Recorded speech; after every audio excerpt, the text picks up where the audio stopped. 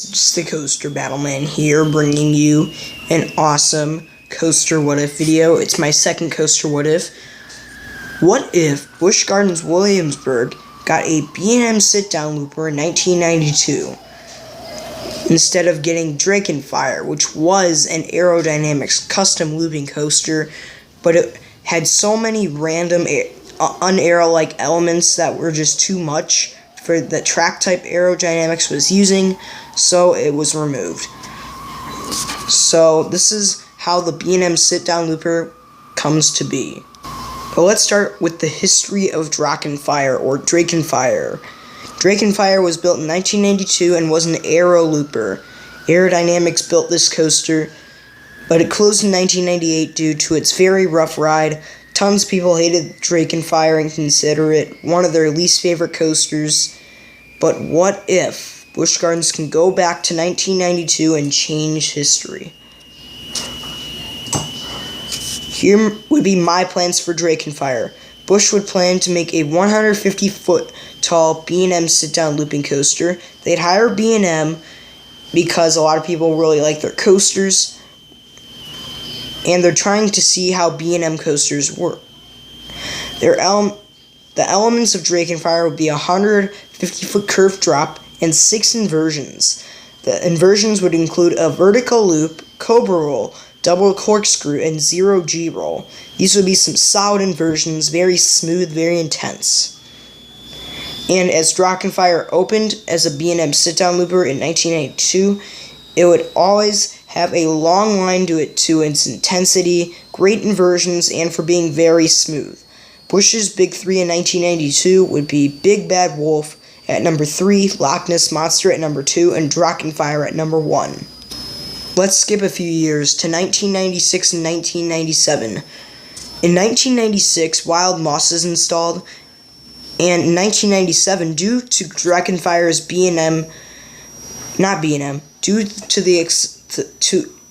due to the success of Drakenfire, Busch Gardens hires B&M to build Alpengeist, a B&M invert with 6 very intense inversions, and it becomes the tallest B&M invert in the world.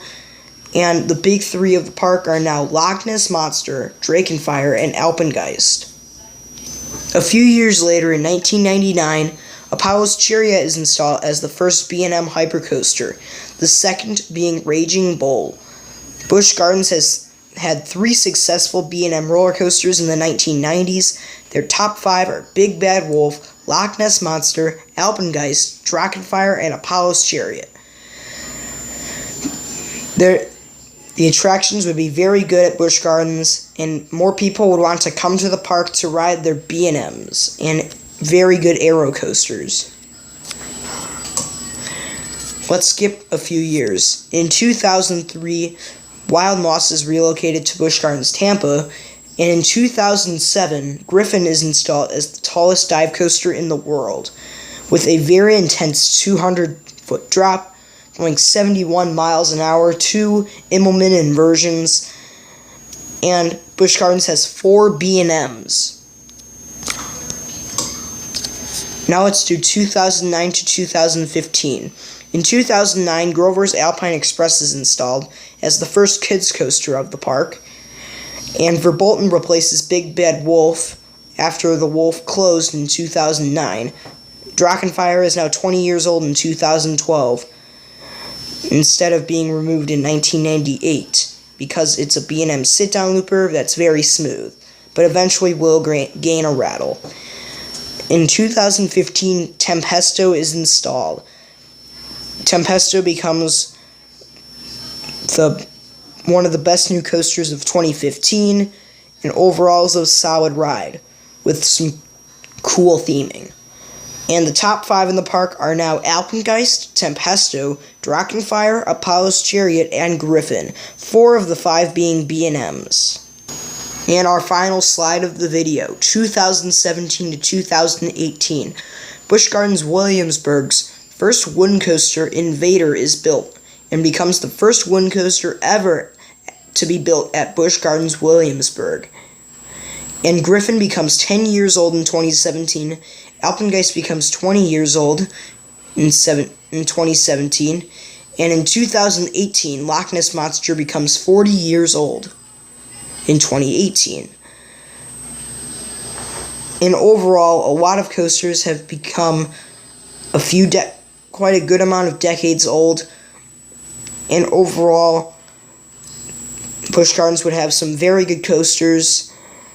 And I think their coaster collection would have been a bit better through the years if, instead of having Aerodynamics build Drachenfire, B&M just built it instead.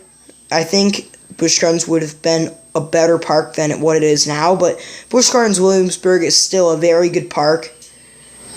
And thank you for watching. Stay tuned for more videos.